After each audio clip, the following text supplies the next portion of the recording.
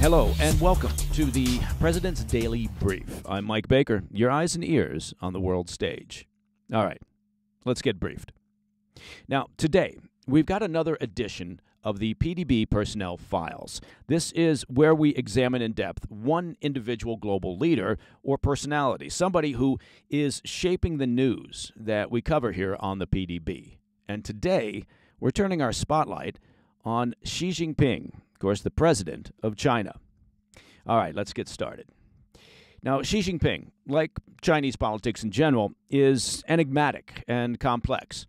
To understand him, well, we first need to look at his background, to understand his family and his family's deep connection to the Chinese Communist Party. Xi was born in Beijing in 1953, just 4 years after the establishment of the People's Republic of China. He was the son of Xi Jinping, who played a significant role in the rise of the Chinese Communist Party and its ultimate victory during the revolution. The elder Xi joined the Communist Youth League in the 1920s and quickly rose through the ranks of the party. He was actively involved in organizing labor strikes and uprisings against the ruling Kuomintang Party, or the KMT government. During the Chinese Civil War, Xi Jinping played significant roles in various military engagements and campaigns against the KMT. He demonstrated strategic acumen and leadership, contributing to the communist victories that eventually led to the establishment of the People's Republic of China in 1949. He became a close comrade of Mao Zedong and served in various key roles in the early communist government, including as vice premier. Now, being so close to the top of the communist food chain initially placed young Xi Jinping in a privileged position. He's what's known in Mandarin as a princeling. These are the children of prominent senior communist officials who are seen as something akin to Chinese royalty or the elites. However, during the Cultural Revolution of the 1960s, well, things changed drastically for Xi. In 1962, his father would be implicated in what was known as the Peng Dongwei affair, where he and several other officials were accused of supporting a prominent general who had criticized Mao's policies. Well, that never ends well for the individual.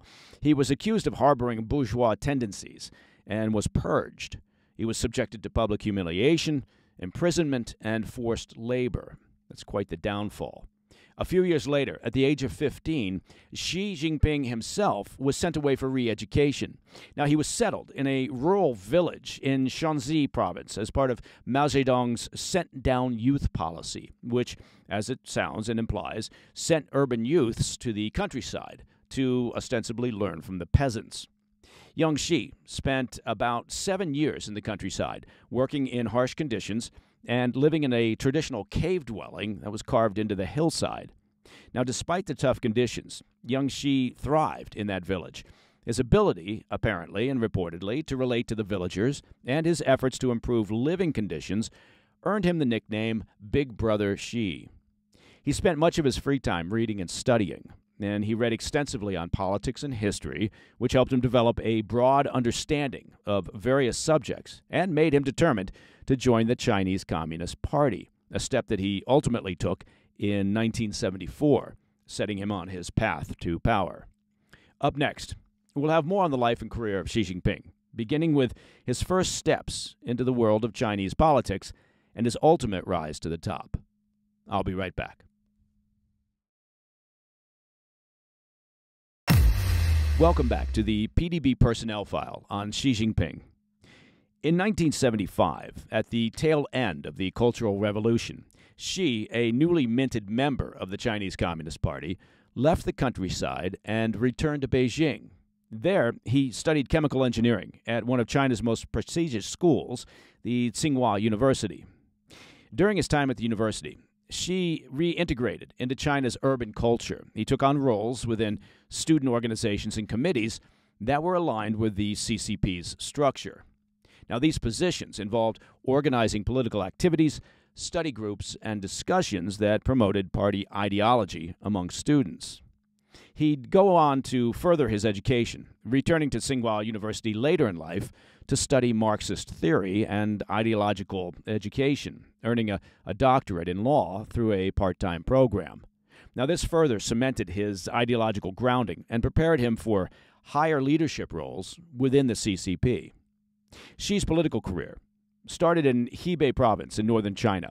He took on his first official political role in 1979 as a secretary to China's vice premier and secretary general of the Central Military Commission.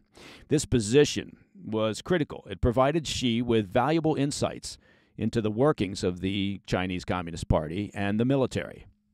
Now, he quickly climbed the ranks. From 1985 to 2002, Xi held various positions in Fujian province on China's southeastern coast. He served as vice mayor of Xiamen, party secretary of Ningde, and eventually the governor of Fujian. During his time in Fujian, Xi focused on economic reforms, attracting foreign investment, and improving infrastructure. And during this time, he built a reputation as a pragmatic leader focused on economic growth. He also honed a reputation as an anti-corruption crusader. One of the most prominent cases during Xi Jinping's tenure in Fujian was the Yuanhua smuggling case, one of the largest smuggling scandals in China's history. It involved a massive smuggling ring that operated in Xiamen, importing goods such as cars, cigarettes, and oil without paying duties. Now, the scandal implicated many high-ranking officials, both at the local and provincial levels, and Xi, who was then the deputy party secretary of Fujian, supported the central government's investigation and crackdown on the smuggling ring. Ultimately, many individuals involved in the ring were sentenced to death and executed.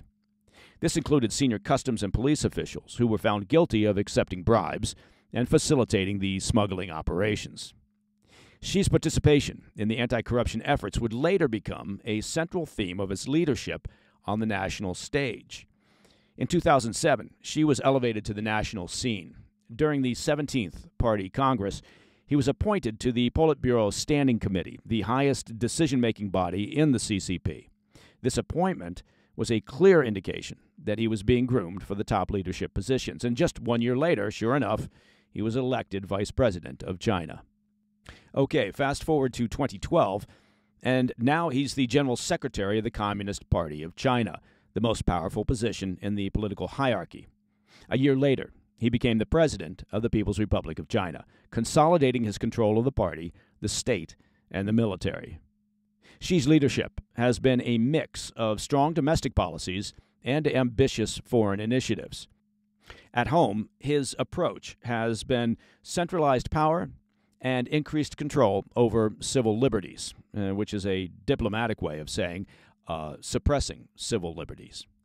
One of his first acts was to launch a massive anti-corruption campaign that has taken down thousands of officials, including, and this is interesting because it appears that Xi has learned a great deal about the value of anti-corruption drives over the years, including potential competitors. You could argue that part of the anti-corruption campaign over the years has been to target potential competitors. His anti-corruption efforts have allowed him to tighten his grip on power. Over the past decade, he's targeted many high-ranking officials, military officers, and party members, some of whom were potential rivals or power centers within the CCP. By removing or sidelining them, Xi has been able to weaken opposing factions and consolidate his control. He also introduced the, quote, Chinese Dream, and that's an initiative to rejuvenate the nation and restore its historical glory. The initiative emphasizes economic modernization, technological innovation, and a transition to a high-tech economy. It also included the modernization of China's military, the People's Liberation Army, the PLA. Globally, Xi has pushed China's influence with the Belt and Road Initiative, an extensive infrastructure project aiming to connect Asia, Africa, and Europe. This has made China a key global player, but also raised concerns about its strategic intentions, and what's become known as debt diplomacy, saddling much smaller economies with massive amounts of debt in order to exert control over them. In the South China Sea, Xi's China has been more assertive, staking territorial claims and building up its military presence. This assertiveness has led to increasing tensions with neighboring countries and global powers, especially the United States. All right, coming up after the break, we're going to conclude our profile of Chinese President Xi Jinping by examining an interesting aspect of his life, and that would be his fascination with literature and poetry. I'll be right back. Welcome back to the PDB Personnel File on Chinese President Xi Jinping. To conclude our profile of Xi, I want to take a look at a lesser-known side of the man, and that would be his fascination with literature and poetry. Unlike many political leaders who may focus solely on policy and governance, Xi reportedly has a profound interest in the written word.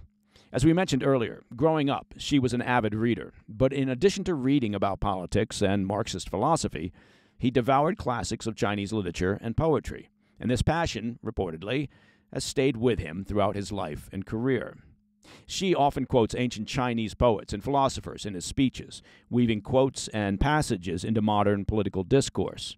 His choice of words can vary significantly in tone, depending on the message that he wants to convey.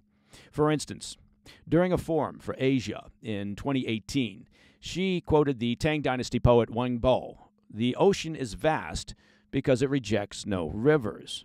This line was used to emphasize the importance of openness and inclusiveness, reflecting China's stance on embracing globalization and cooperation with other nations.